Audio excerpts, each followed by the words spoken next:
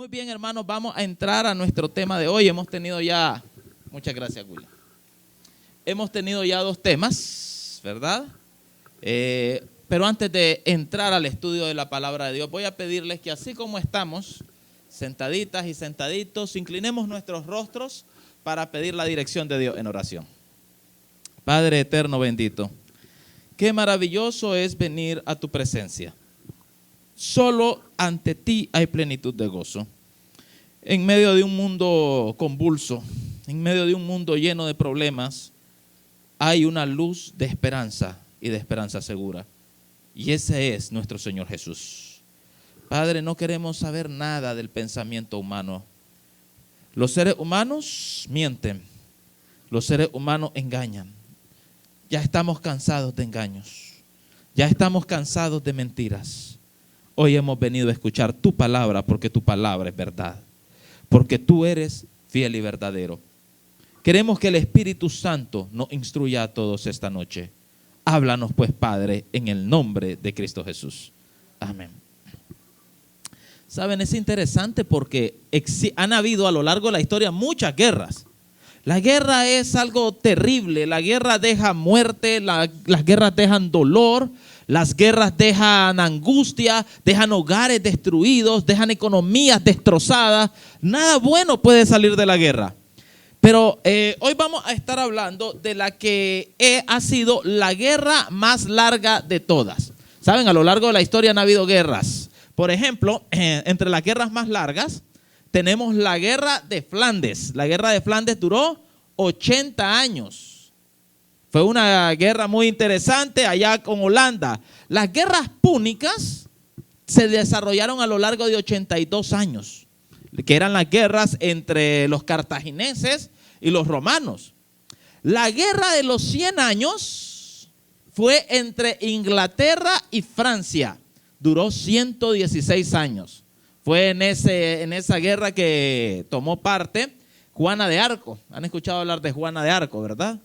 Las cruzadas, estas guerras que hacían los países, los reinos europeos para tratar de recuperar Jerusalén, allá en el Medio Oriente, duraron 195 años. Las cruzadas se dieron a lo largo de 195 años. La guerra de Arauco fue una de las guerras más largas que se tienen registradas. Duró 282 años.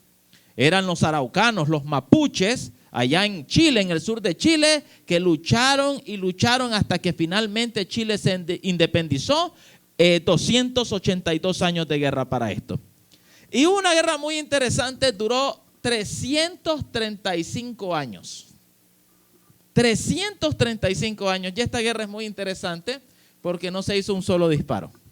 Y es una historia interesante, dado que en 1651, debido a la Segunda Guerra Civil en Inglaterra, había un grupo de islas, las Islas Sorlingas, que quedaron sin el dominio de Inglaterra. Holanda, viendo eso, decidió declararle la guerra a las Islas Sorlingas. Pero nunca entraron en combate. De hecho, en el mismo año, 1651, Inglaterra recuperó el dominio de las Islas Sorlingas. Pasó el tiempo, pero había una declaración de guerra oficial de Holanda desde 1651. En 1985, el alcalde de las Islas Sorlingas se encontró en Londres con el primer ministro de Holanda y le dice: mire, yo quiero que arreglemos algo, porque ustedes y las Islas Sorlingas estamos en guerra desde hace 334 años y tenemos que arreglar esto. Los holandeses ni se acordaban de eso, de esa declaración de guerra. Y finalmente, en 1886, firmaron un tratado de paz de una guerra en la cual nunca se disparó un solo disparo. Hay muchas guerras. Hay guerras absurdas, cómicas, como esta de las batallas de las Islas Sorlingas, que nunca se dio ni una batalla. Pero hay una guerra que ha sido la más larga en todo el universo. No solamente ha sido la más larga, ha sido la más devastadora. Al punto que todas las muertes que han habido en el universo entero son el resultado de esta guerra. Al punto también que toda la destrucción, todas las enfermedades, el hambre, los problemas, las rupturas familiares, todo lo malo se deben a esta guerra.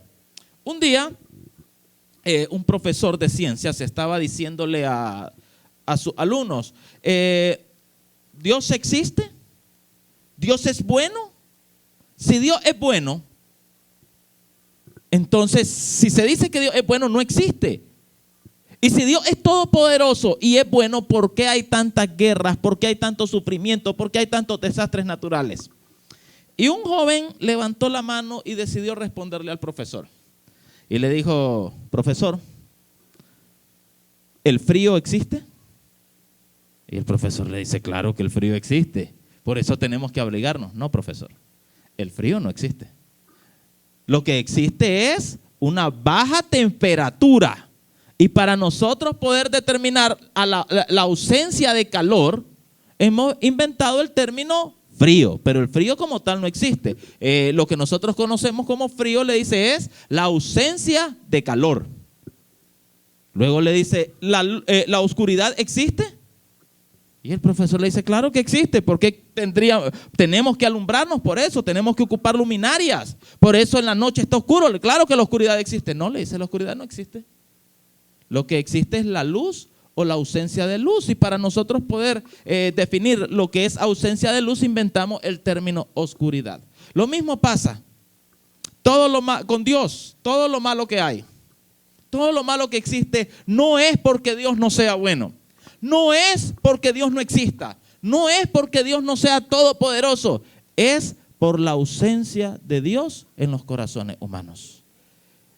Este joven, era muy joven en ese momento, luego fue premio Nobel de Física, Albert Einstein. Esta guerra de tantos milenios ha causado tanto dolor. Y lo más impactante es saber dónde comenzó esta guerra. Apocalipsis 12, versículo 7 nos dice dónde comenzó. Dice, después hubo una gran batalla en el cielo. Miguel y sus ángeles luchaban contra el dragón, y luchaban el dragón y sus ángeles. ¿Dónde se dio la primer batalla de todo el universo? En el cielo. Y uno se espanta al escuchar esto, al leer esto, porque uno dice, en el cielo, donde reina Dios, donde todo es paz y amor, donde todo debería ser armonía, ahí se dio la primer gran batalla, la primer gran lucha. Ahí se inició esta guerra. Miremos quiénes son los que están en conflicto. Por un lado, un personaje llamado Miguel. Miguel, que tiene su ejército, sus ángeles. Vamos a tener en algún momento un tema completo sobre Miguel. Hoy solo lo menciono. Miguel es el nombre que Jesús utiliza cuando va a batalla. De hecho, el nombre Miguel es un desafío que significa ¿quién es como Dios? Así que es el nombre que Jesús toma cuando le toca dirigir a sus ejércitos. Miguel no es un ángel, es el propio Jesús. Y Miguel, Jesús con sus ángeles están luchando y luchan el dragón y sus ángeles. Miremos quién es el dragón. Vamos a identificar quiénes son los participantes originales de esta guerra. Apocalipsis 12:9 nos dice quién es el dragón. Y fue lanzado fuera el gran dragón, la serpiente antigua que se llama Diablo y Satanás, el cual engaña al mundo entero. Fue arrojado a la tierra y sus ángeles fueron arrojados con él. ¿Jesús tiene un ejército? ¿Dios tiene un ejército? Sí. ¿Satanás tiene un ejército? Sí. Y hubo una confrontación, una batalla, hay una guerra entre estos dos ejércitos. No puede haber paz entre ellos. ¿De dónde sacó Satanás a esos ángeles? Porque dice que el dragón fue arrojado, el dragón luchó y sus ángeles lucharon. ¿Acaso Satanás puede crear ángeles? ¿O salieron de otro lugar? Satanás no puede crear vida. Dios es el único creador. Así que ¿de dónde salieron estos ángeles del diablo? Apocalipsis 12:5 nos dice, hablando del dragón, ya vimos que el dragón es Satanás, su cola arrastró la tercera parte de las estrellas del cielo y las arrojó sobre la tierra. ¿Qué significan las estrellas en este contexto? En el contexto profético. Apocalipsis 1:20 nos da la respuesta. El misterio de las 7 estrellas que has visto en mi diestra y de los 7 candeleros de oro, las 7 estrellas son los ángeles de las 7 iglesias. ¿Qué simboliza entonces en esta profecía las estrellas? Ángeles. Así que cuando dice que el dragón con su cola arrastraba la tercera parte de los ángeles, ¿qué era lo que estaba arrastrando? De la estrella estaba arrastrando la tercera parte de los ángeles de Dios. Es decir, los ángeles de Dios, la tercera parte de los ángeles que servían a Dios, se unieron a Satanás en su rebelión contra Dios. Y esto es de impactar. Es de impactar por 2 cosas. La primera, la tercera parte es 1 de cada 3. ¿Así es? Muy bien. ¿Cuántos ángeles creó Dios? Daniel dice, si ustedes van a Daniel, dice que millares de millares, una forma de decir incontables, servían delante de él. Pues la tercera parte de esa cantidad incontable de ángeles decidió unirse a la rebelión de Satanás contra Dios. ¿Y a dónde fueron arrojados? Acá a la tierra. Así que esa tercera parte de ángeles, ahora demonios, andan por acá. Andan por acá. ¿Cuántos serán? ¿Cuántos serán? Ahora entiendes por qué el mundo en el que vivimos es tan terrible. Ahora entiendes por qué vivimos en un mundo lleno de dolor. Ahora entiendes por qué vivimos en un mundo lleno de hambre, lleno de injusticia, lleno de enfermedad, lleno de problemas familiares. La tercera parte de aquellos que eran ángeles que servían a Dios, que se unieron a Satanás en su rebelión contra Dios, ahora están por acá y están como demonios. Y están en guerra contra Dios. Ponte a pensar cuántos habrá por este sector. Otra cosa que me llama la atención es, ¿pudo Satanás engañar a los mismos ángeles? ¿Pudo Satanás engañar a los ángeles, incluso ángeles que estaban en la presencia de Dios para unirse a su rebelión? Quiere decir que Satanás podría engañarnos a nosotros también. ¿Cuánto cuidado deberíamos de tener al pensar de que Satanás no nos puede engañar? No hay seguridad en nosotros mismos. No hay seguridad. ¿El diablo es engañador? Claro que es engañador. Engañó a los ángeles. ¿Puede engañarte a ti? ¿Puede engañarme a mí? ¿Puede engañarnos a nosotros? Si a los mismos ángeles fue tan capaz, tan tenaz, tan hábil como para engañarlos, claro que puede engañarnos a nosotros. Por eso nuestra única salvaguarda, nuestro único refugio seguro está en la palabra de Dios. Si nosotros nos salimos de ese refugio que es la Biblia, que es la palabra inspirada por Dios, Satanás nos habrá engañado. Por eso que importante es que absolutamente todo lo que nosotros creamos, que absolutamente todo lo que nosotros tomemos como principios de vida esté fundamentado en la palabra de Dios. No hay salvación fuera de eso. No hay seguridad fuera de eso. Fuera de la palabra de Dios, tú y yo caeremos en los engaños de Satanás.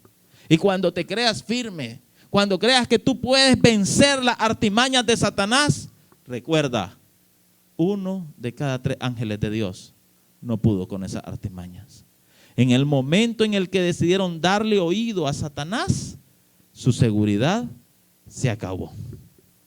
Y el resultado fue una caída terrible.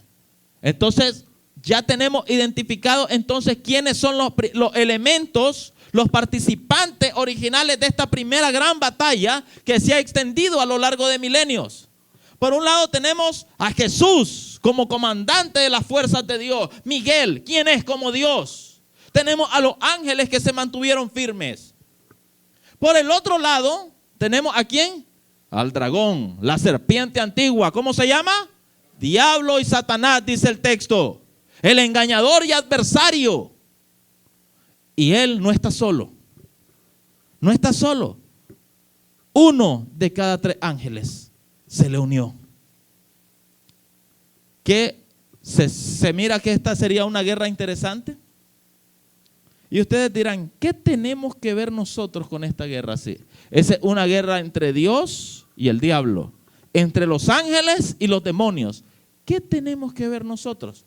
Pues vamos a ver cómo se originó la rebelión de Satanás y luego veremos cómo esto nos afecta a nosotros. ¿Creó Dios al diablo? No, Dios no creó al diablo. Dios creó, vamos a verlo en Ezequiel capítulo 28 versículos 14 y 15. Tú, querubín grande, protector, yo te puse en el santo monte de Dios. Allí estuviste, en medio de las piedras de fuego te paseabas. Perfecto eras en todos tus caminos desde el día en que fuiste creado hasta que se halló en ti maldad. ¿Qué fue lo que Dios creó realmente? Un querubín, un ángel querubín. ¿Y cómo lo creó Dios? Era perfecto. La Biblia nos dice que todo lo que Dios creó era bueno en gran manera. Todo. Pero de repente se halló maldad en Satanás. Se halló maldad en este querubín. ¿Cómo es posible? ¿Cómo es posible que en un lugar perfecto, el cielo, ante un Dios perfecto, un ser creado perfecto, haya generado en él maldad? ¿Es esto posible? ¿Es esto posible? Y sucedió. La razón de que esto sea posible, la Biblia le llama un misterio, el misterio de la iniquidad. Pero la razón de que sea posible es porque Dios nos ha dado a todas sus criaturas, ángeles, seres humanos, a ti, a mí, un don. Un don llamado libre albedrío. Dios no está interesado en una obediencia forzada. Dios no está interesado en programarte como se programaría a un robot para que tú le obedezcas en todo lo que Él diga. Dios no está interesado en eso. Dios te creó con la capacidad de decidir si quieres amarle o no quieres amarle. Si quieres creerle o no quieres creerle.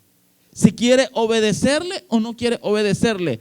Dios te dio a ti la capacidad de decidir, el poder de decidir de qué lado quieres estar. Y esto mismo le fue otorgado a Satanás. Dios no quiere una relación contigo a la fuerza. Hoy, esta noche, Dios te llamó, el Espíritu Santo te llamó, el Espíritu Santo te llamó una y otra vez. Y tú tomaste la decisión de venir. Porque Dios se limita, se autolimita a pesar de ser todopoderoso a eso, a llamarte, a hablarte, a decirte ven a mí. Pero tú debes decidir. Es por eso que yo siempre digo que la vida no se compone de tiempo. La vida se compone de decisiones. Lo que tú eres hoy depende de lo que decidiste ayer y en todos tus días pasados. Lo que tú serás mañana depende de las decisiones que estés tomando hoy. Hoy tú puedes decidirte, decirle a Dios no, o puedes decirle a Dios, sí Señor, yo quiero conocerte más. Yo quiero entrar en una relación bonita de amor contigo. Yo quiero que tú seas el que guíe mi vida. Pero también puedes decirle, no quiero nada contigo, Señor. Le va a doler en el corazón a Dios, claro, porque te ama. Pero te ha dado la capacidad de decidir. Lo mismo pasó con este querubín. Dios lo creó hermoso, perfecto, en un ambiente perfecto, con un Dios perfecto. Pero le dijo, tú decides. Y en algún momento este querubín decidió no obedecer a Dios más. Decidió luchar contra Dios. Sigue diciendo el texto. A causa de la multitud de tus contrataciones, fuiste lleno de iniquidad y pecaste. Por lo que yo te eché del monte de Dios y te arrojé de entre las piedras del fuego, oh querubín protector. Se enalteció tu corazón a causa de tu hermosura. Corrompiste tu sabiduría a causa de tu esplendor. y yo te arrojaré por tierra delante de los reyes, te pondré para que miren en ti. ¿Qué sucedió con él? ¿Cuál fue el meollo del problema de Satanás? El texto nos dice que se enalteció tu corazón. Qué difícil es para el Espíritu Santo, con todo y su poder ilimitado, obrar en un corazón enaltecido, obrar en un corazón orgulloso. Por eso, ¿sabes cuál es el pecado que a Dios más le hiere, más le lastima? ¿Tú sabes cuál es el pecado que Dios aborrece más? No es la borrachera, no es la drogadicción, no es nada de eso. Claro que a él le ofende eso porque te destruye. Pero lo que más te destruye a ti, a mí, y por lo tanto lo que más le duele a Dios es el orgullo. Porque el orgullo es el que me hace decir, yo puedo decidir por mí mismo. El orgullo es el que hace decir, yo no necesito a Dios para vivir. Yo no necesito a Dios en mi vida. Es el orgullo el que me hace creer que yo no necesito salvación. Es el orgullo el que me hace creer que yo no necesito perdón de pecados. Es el orgullo el que me hace creer, el que me engaña, haciéndome creer que yo no necesito de Cristo. Por eso el orgullo es tan peligroso. El orgullo, cuando se enalteció el corazón de Lucifer, de este querubín, Lucifer empezó a pensar, ¿por qué Dios me va a gobernar a mí? Yo soy sabio. Yo puedo tomar decisiones por mí. Es más, no solamente Dios no debería gobernarme a mí, Dios no debería gobernar a nadie. Yo debería gobernar a otros. El orgullo hace que quites a Dios del trono de tu corazón y te pongas a ti mismo. Que pongas tus gustos, tus deseos, con todo lo caídos que sean, en lugar de que sea Dios. Y entonces Satanás, el orgullo lo hizo creer que él podía vivir sin Dios, que él podía hacer las cosas mejor que como Dios había dicho. E incluso llegó a creer que él podía dirigir la vida de todos los seres creados, que él podía dirigir el universo entero mejor que Dios. Miren lo que nos dice el libro de Isaías, capítulo 14, versos del 12 al 14. Hablándonos siempre de Lucifer, de este querubín. ¿Cómo caíste del cielo, oh lucero, hijo de la mañana? Cortado fuiste por tierra, tú que debilitabas a las naciones. Tú que decías en tu corazón, subiré al cielo, en lo alto, junto a las estrellas de Dios levantaré mi trono, y en el monte del testimonio me sentaré, a los lados del norte. Sobre las alturas de las nubes subiré, y seré semejante al Altísimo. ¿Qué era lo que quería hacer Satanás? Dice, yo me voy a sentar donde Dios se sienta. Cuando hablamos del monte de testimonio, una figura para hablar del trono de Dios. Y él dice, yo voy a subir sobre las estrellas. ¿Qué simbolizan las estrellas en esta profecía? Ángeles. Dice, él era un ángel. Dice, yo voy a subir sobre ellos. Yo voy a subir hasta donde está Dios, hasta el lugar de Dios. Me voy a sentar donde Dios se sienta. Y yo voy a ser el que ocupe el lugar del Altísimo. Seré semejante al Altísimo. Seré semejante a Dios. A eso lo llevó el orgullo. Y tú podrás decir, no, pero el orgullo a mí no me ha llevado jamás a decir eso. Jamás el orgullo me ha hecho pensar que yo debo ocupar el lugar de Dios. Sí, soy un poquito orgulloso, pero es porque uno tiene que tener dignidad. No confundamos dignidad con orgullo.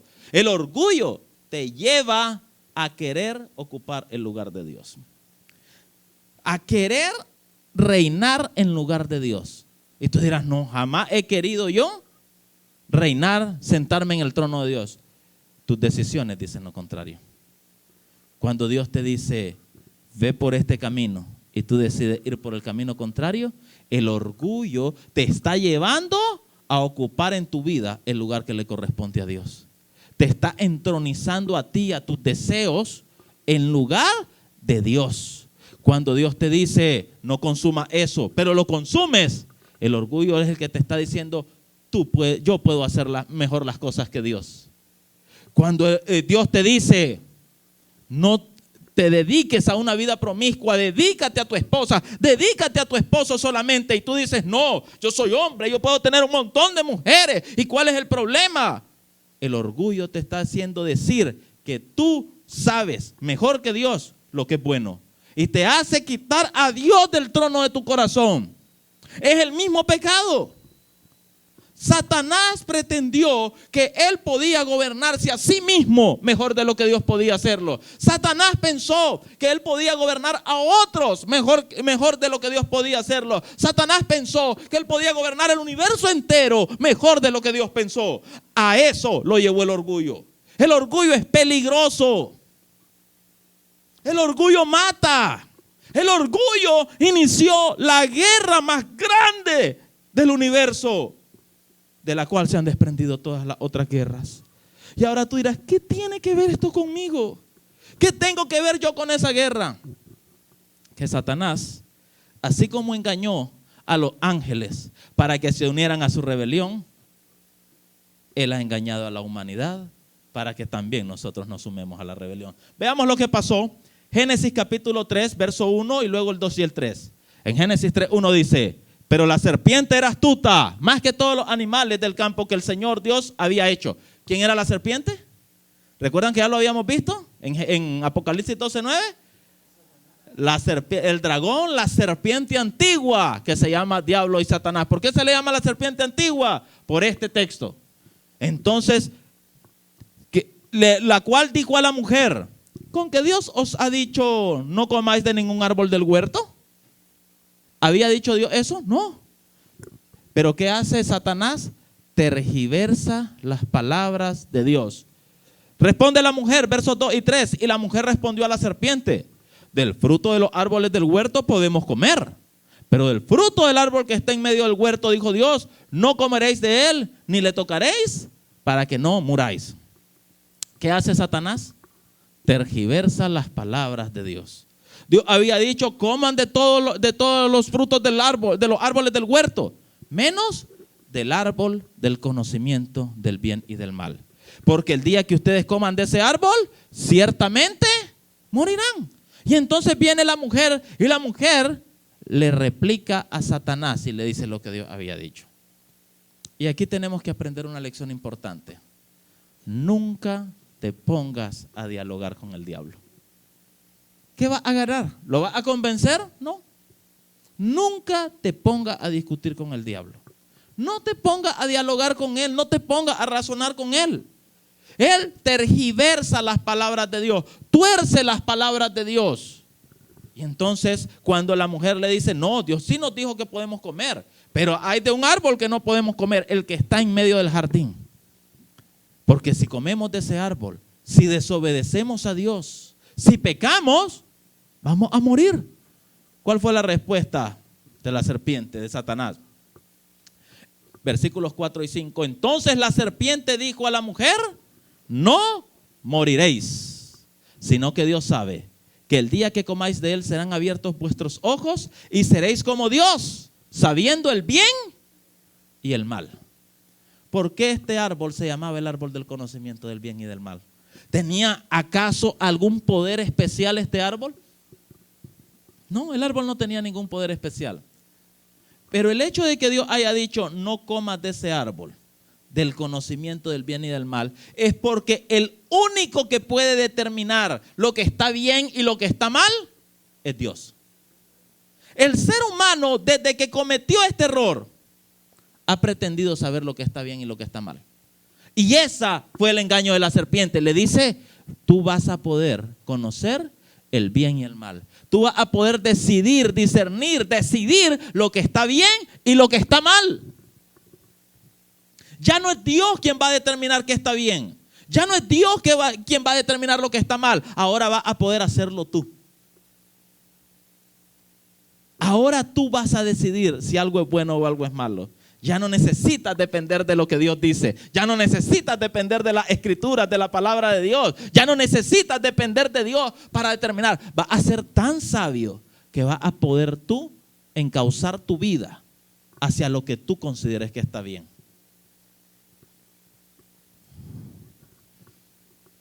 ¿Creen que esto no es una realidad en nosotros? ¿Por qué has tomado muchas veces las decisiones que has tomado? Porque te parece a ti que todo está bien. La psicología moderna, o una rama de ella, que se aleja totalmente de los principios divinos, dice que nada es bueno ni nada es malo, todo es percepción. Todo depende de tu percepción. Si para ti algo es bueno, entonces es bueno. Si para ti algo es correcto, entonces es correcto. La mentira de Satanás, diciendo que tú puedes conocer el bien y el mal por ti mismo, que tú puedes determinar lo que está bien y lo que está mal por ti mismo, que ya no necesitas que Dios te diga nada, que ya no necesitas ir a la palabra de Dios para saber qué es lo correcto y qué es lo incorrecto. ¿Qué es lo que Satanás le estaba diciendo? Serás como Dios. ¿No fue lo mismo que él quiso hacer? Serás como Dios. Vas a poder decidir todo en tu propia vida sin rendirle cuentas a nadie, es lo que estaba diciendo Satanás. Vas a poder determinar qué camino quieres andar y nunca tendrás que rendir cuentas. Vas a ser un Dios. ¿No fue eso, acaso no fue ese el mismo pecado de Satanás? ¿Querer ocupar el lugar de Dios? Ahora Satanás quiere que tú y yo, que la humanidad se sume a la rebelión y le dice a Eva, tú puedes ser como Dios. Tristemente, encontramos luego el verso 6. Génesis 3:6 es el versículo más triste de toda la Biblia. Es el más triste, porque de lo que sucedió en Génesis 3:6 se han desprendido todos tus dolores. Toda lágrima que alguna vez has derramado se desprende de lo que sucedió en este versículo. Toda despedida que has tenido que hacer porque la muerte te arrebató a un ser querido se desprende de este versículo. Toda enfermedad que has tenido que sufrir tú o que un ser querido tuyo ha tenido que sufrir se desprende de este versículo. Toda situación difícil que has tenido se desprende de este versículo. Esas lágrimas que derramas cuando estás a solas y que nadie te ve, porque delante de todos tratas de demostrar que eres feliz. Pero cuando estás en tu cama te volteas hacia la pared y empiezan a rodar las lágrimas, se desprenden de este versículo. La mujer vio que el árbol era bueno para comer y que era agradable a los ojos y árbol codiciable para alcanzar la sabiduría, y tomó de su fruto y comió y dio también a su marido, el cual comió así como ella. La humanidad en ese momento solo contaba con 2 miembros, representándonos a todos nosotros que aún no veníamos a la existencia. Pero la humanidad decidió que el gobierno de Dios no era lo que querían. Que ellos mismos, que nosotros mismos queríamos y podíamos decidir lo que estaba bien y lo que estaba mal. Que no era Dios el que se iba a sentar en el trono de nuestras vidas, que lo haríamos nosotros mismos. Que nosotros seríamos Dios. Y así, tú y yo, la humanidad entera, nos sumamos a esta guerra del bando de Satanás. Tú y yo decidimos aliarnos con el diablo. La humanidad decidió aliarse con el diablo en rebelión contra Dios.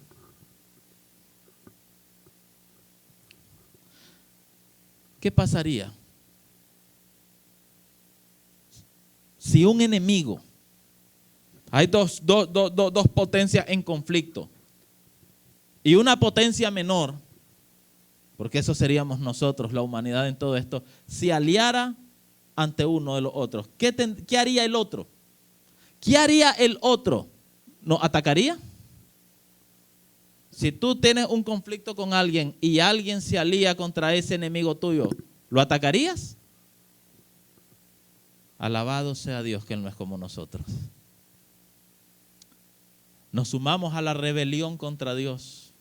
Decidimos hacer a Dios a un lado del gobierno de nuestras vidas, del gobierno de este planeta. Y hoy vivimos las consecuencias, pero Dios decidió que no nos habría de dejar así. Ahora, ¿qué sucedió realmente cuando nos sometimos al diablo? Eva, Adán, la humanidad, tú y yo creíamos, ahora somos libres. Ahora podemos decidir lo que queramos. Y ahí caemos en el terrible engaño, el mito de la libertad humana. ¿Tú crees que la humanidad es libre? ¿Tú crees que la humanidad en el pecado es libre? No, no lo somos. Mira lo que dice la palabra de Dios. Segunda carta del apóstol Pedro, capítulo 2, verso 19. El que es vencido por alguno es hecho esclavo del que lo venció. ¿Satanás venció a la humanidad? ¿Satanás venció a Adán y a Eva? ¿Satanás te ha vencido a ti? ¿Me ha vencido a mí en algún momento? Hemos caído bajo lo que Satanás nos dice. Entonces, en ese momento en el que Satanás nos vence, a pesar de que Él te promete libertad, pasa a ser ¿qué cosa? Esclavo de Satanás.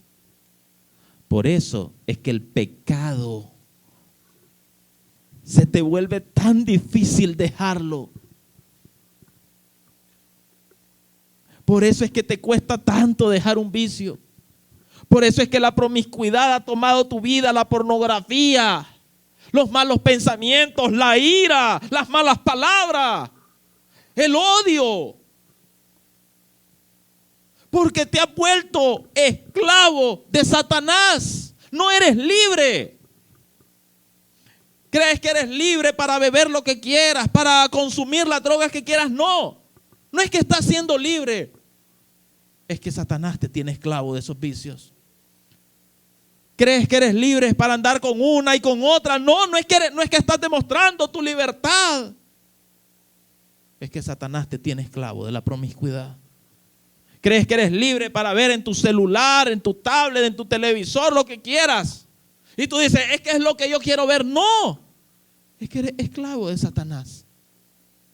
¿Crees que eres libre para escuchar lo que quieras? Esa pornografía auditiva que ahora está tan de moda. No es que eres libre para elegir eso. Es que Satanás te tiene esclavizado. El apóstol Pablo refuerza esto cuando en Romanos 6:16 dice: ¿no sabéis que si os sometéis a alguien como esclavos para obedecerle, sois esclavos de aquel a quien obedecéis? Sea del pecado para muerte o sea de la obediencia para justicia. Tu libertad, mi libertad, se limita a una sola decisión: ¿a quién quiero obedecer? Si yo decido estar del lado de Satanás, soy esclavo de Satanás. Soy esclavo del pecado. Pero si yo decido que no quiero el pecado porque destruye, porque mata, porque me lastima a mí, porque lastima a mis seres amados, y entonces decido que es mejor que Dios gobierne mi vida, entonces me decido por Dios y ahora dejaré que sea Dios quien me guíe. Pero si decides que el que te va a seguir dirigiendo día con día el pecado, quiero decirte que el pecado te va a llevar a una sola cosa. Romanos 6:23. Porque la paga del pecado es muerte. ¿Qué había dicho Satanás? No moriréis. ¿Qué dice Dios? La paga del pecado es muerte. Mas la dádiva de Dios es la vida eterna en Cristo Jesús, Señor nuestro. Tú tienes libertad para una sola cosa: decidirte por Satanás y el pecado, o decidirte por Dios y la salvación. Pero si te decides por Satanás y el pecado, tu destino es muerte eterna. Si te decides por Dios y la salvación, tu destino es vida eterna. Pero tú tienes que elegir quién va a gobernar tu vida. Tú tienes que decidir ante quién te vas a someter. Ahora, ¿de qué depende nuestra decisión? ¿De qué dependió la decisión de Eva? Dios le había dicho: si pecas te mueres. Satanás le había dicho: si pecas no te mueres. Simple, lo reducimos a eso. Dios dice: si comes del árbol te mueres. Satanás dice: si comes no te mueres. Si pecas te mueres, si no pecas no te mueres. Esas dos son las proclamas de estos dos generales. Tú vas a decidir por aquel a quien le crees. O le crees a Dios o le crees a Satanás? No me digas que sigue en el pecado y que no quieres decidirte por Dios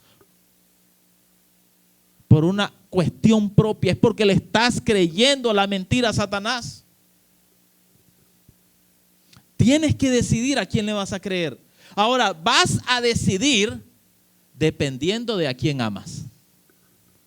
Si tú has aprendido a conocer a Dios y tener comunión con Dios, tú vas a aprender de Él, de que Él es fiel y verdadero, que vale la pena confiar en Él. Pero si decides estar en el pecado, Satanás te va a engañar. Así que, ¿qué hacemos? ¿Estamos a la deriva en esto? ¿Saben? Un enemigo cualquiera, un enemigo humano, tú o yo, hubiéramos decidido acabar con el enemigo que se acaba de sumar al diablo. Dios hubiera dicho, si fuera sido yo Dios, gracias a Dios no lo soy. Gracias a Él, denle gracias. Porque lo que hubiera dicho, después de que te creé este mundo hermoso, que te he dado tantas cosas, te unes a mi enemigo. Pues ahora tú eres mi enemigo, voy a destruirte también. Pero Dios no es Yasser, gracias a Dios. Dios no es como tú o como yo. Y aquí es donde Dios demuestra cuán maravilloso es Él, cuán grande es su amor y cuánto vale la pena de verdad creerle. En Génesis 3:15, después del pecado, se nos da el versículo más lindo de toda la Biblia. Y es la primer profecía bíblica. Génesis 3:15, y pondré enemistad entre ti y la mujer. Ahí le está hablando a Satanás. Y entre tu simiente y la simiente suya, esta te herirá en la cabeza y tú le herirás en el calcañar. Le está diciendo, ¿sabes qué? No te los voy a dejar fácil. Yo voy a luchar por ellos. Y no solamente voy a luchar, estoy dispuesto, dijo Jesús, a sufrir por ellos. Va a causarme dolor, va a herir el calcañar, va a morder el talón.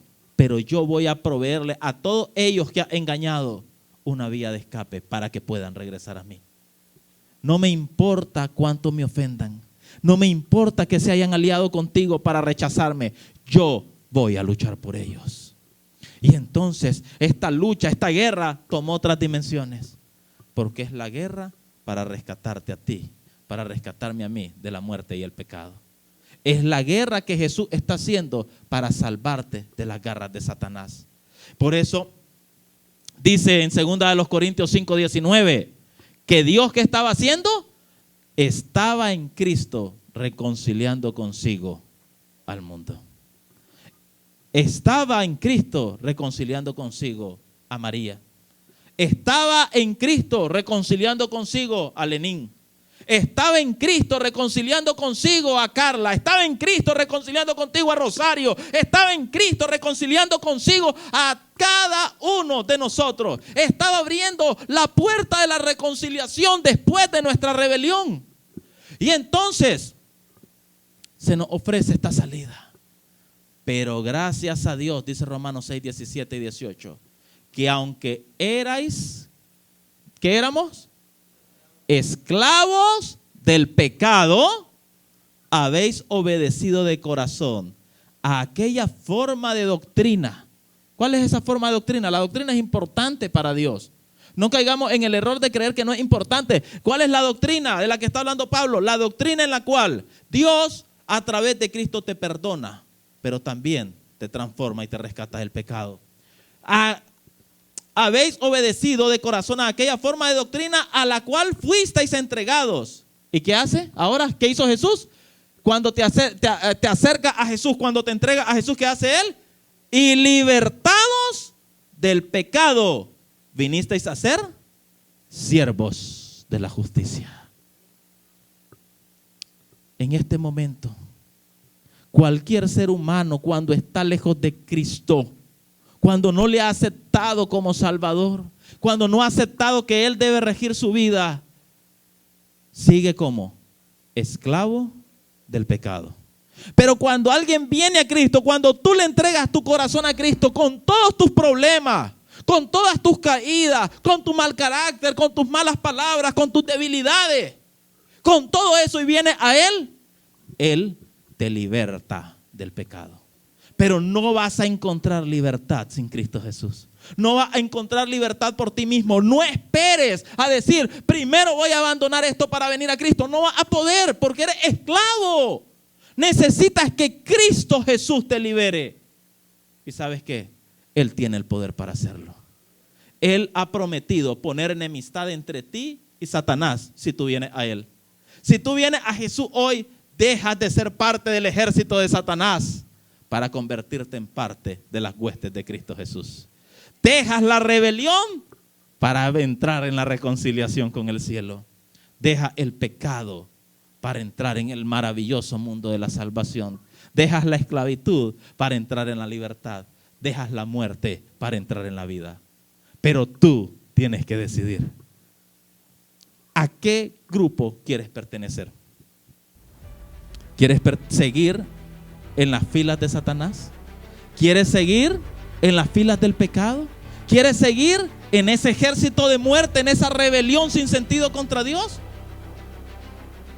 ¿O será que prefieres decirle, Señor, gracias porque tú has abierto la posibilidad de mi libertad con la muerte de Cristo Jesús en el Calvario? Gracias porque tú quieres libertarme del pecado sin que yo lo merezca para darme vida. ¿Quieres decirle esto a Jesús? ¿Cuántos quieren seguir formando parte de las huestes de Satanás? ¿Cuántos en esta lucha, en esta guerra, quieren seguir siendo parte del ejército del diablo? Entonces, ¿cuántos hoy quieren decirle, Señor Jesús, yo quiero que tú me liberes? Yo quiero la reconciliación que me ofreces. Yo quiero ser parte del ejército de las huestes del cielo. ¿Quieres decirle esto a Jesús esta noche?